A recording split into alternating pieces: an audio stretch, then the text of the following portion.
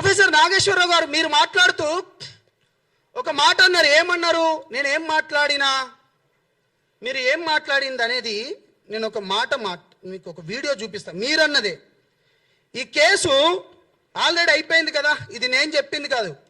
చషబిషలు లేకుండా నేను నా ఓటుని నేను బ్యాక్ తీసుకుంటున్నా అని చెప్పింది కూడా మీరే.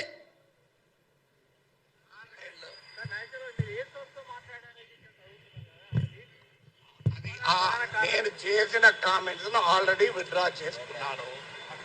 జనసేన పార్టీ దాన్ని ఆహ్వానించింది, తన క్యాడర్ కూడా విజ్ఞప్తి చేసింది ఇంకేమీ మాట్లాడకూడదు, ఇది ముగిసిన అధ్యాయం అని. ఇక ముగిసిన అధ్యాయం గురించి మళ్ళీ తిరగడం ఎందుకు? దానివల్ల ఏం పర్పస్ అవుతుంది?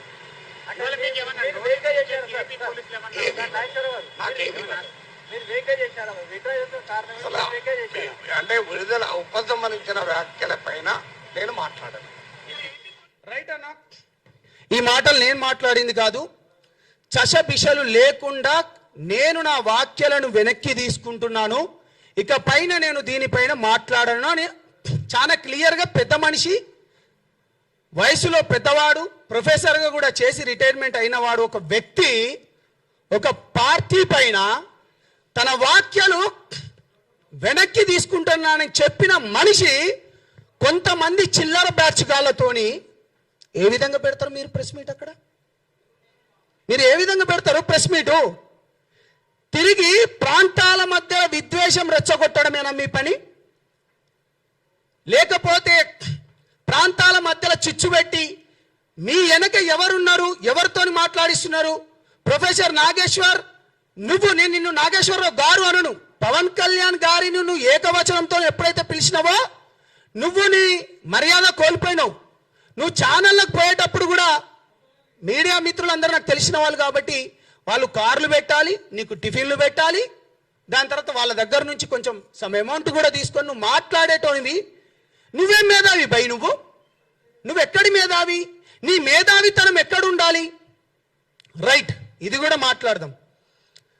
అంటే కేవలం ప్రాంతాల మధ్యలో రెచ్చగొట్టే విధానంతో వీళ్ళు నిన్న ప్రెస్ మీట్ పెట్టినారు. ఇక నేను క్రాంతి దళం అనుకొని చెప్పి ఉదయిస్తున్న సూర్యుడు అనుకోని పృథ్వీ గారితోని ఈ మధ్యలో బాగా రెచ్చిపోతున్నాడు. ఎందుకంటే తెలిసిన మిత్రుడు, ఉస్మానియా యూనివర్సిటీ దగ్గర ఉంటాం కాబట్టి మనం ఎప్పుడు ఎవరిపైన మనం వ్యంగ్యంగా కానీ లేకపోతే అనుచిత వాక్యాలు కానీ లేకపోతే ఎప్పుడు మనం మాట్లాడలేదు. తెలిసిన వ్యక్తి కదా అనుకొని ఎప్పుడు మనం మాట్లాడలే. పృథ్వీ బ్రదర్, తెలంగాణ ఉద్యమంలో నా పైన 100 కేసులైనాయి. నేను మహబూబాబాద్ జైలు కావచ్చు, మహబూబ్ నగర్ జైళ్ళలో కావచ్చు 100 కేసులు. జేఏసీ పెట్టినప్పుడు పెడమర్తి రవి జేఏసీలో నేను వైస్ ప్రెసిడెంట్గా, వంగపల్లి శ్రీనివాస్ అన్నతోని నేతృత్వంలో ఉన్నప్పుడు జేఏసీ స్వతంత్ర జేఏసీ ఏర్పడ్డప్పుడు నేను ప్రెసిడెంట్గా, నా పైన 100 కేసులైనాయి, అనేక ఉద్యమాలు చేసిన అటువంటి నేను నా నాయకుడిని ఇవాళ నువ్వు తిడతా ఉంటే నేను ఎట్లా మాట్లాడతారా? అరే పృథ్వీగా చెప్పురా, నువ్వు ఎన్నిసార్లు రా నేను ఓపిక పట్టాలి? ఏం మనిషివిరా? తెలివి ఉందా లేకపోతే తెలివి లేకుండా మాట్లాడుతున్నావా? ఆ భాష ఏంటిదిరా నీది? నీ భాష ఏంటిదిరా?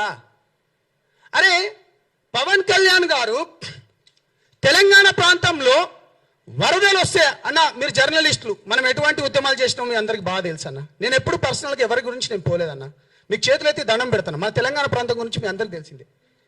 ఇవాళ పవన్ కళ్యాణ్ గారు తెలంగాణ ప్రాంతంలో వరదలు వస్తే 2 కోట్ల రూపాయలు 2020లో ఒకసారి వస్తే, 2024లో ఒకసారి వస్తే, అప్పుడు 1 కోటి, దాని తర్వాత 1 కోటి ఇచ్చిండు.